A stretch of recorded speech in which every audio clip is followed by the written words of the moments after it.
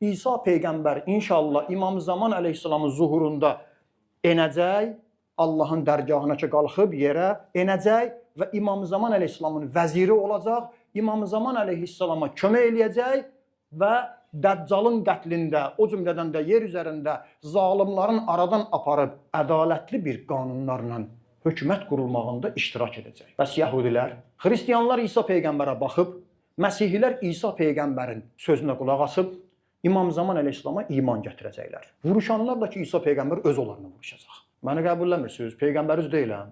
Haqq olan bu kişidir. Amma Yəhudilər, Yəhudilərin arasında isə ən tanınmış Peyğəmbər olan Musa Peyğəmbərin əleyhissalam canişini olan Yuşə ibn Nun gələcək inşallah.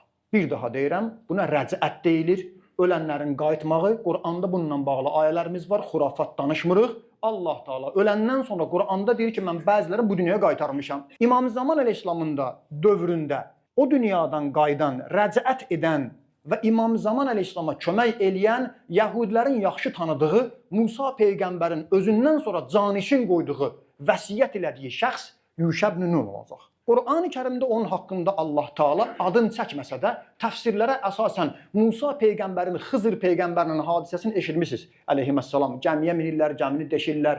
Sonra bir yeniyetmə uşağın qətli və divarın tikilməsi, qısa dedim, həmin o dastanda, hekayədə gələn bir şəxs ki var Musa Peyğəmbərin yanındadır.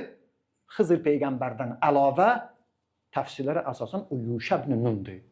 Cavan oğlandır, Musa Peyğəmbərin köməkçisidir. Deyəcəyəm, onun gözəl xüsusiyyətləri var. Adı nədir? Adı Yuşə. Bizim kitablarda belə gəlib. Yəhudilərin kitablarında Əhd-i Ətiqdə müxtəlif formalarda adı qeyd olunmuşdur. Yəhuşu, Huşə yaxud da Yəhvə adı gəlmişdir.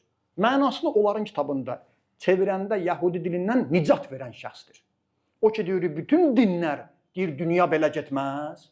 Dünyada bir kişi gələcək, nicat verəcək. Bizdə İmam Zaman əleyhissalamdır. Xristiyanlarda məsələdir, İsa Peyğəmbər gəlib nicat verəcək və Yəhudilərdə kimdir?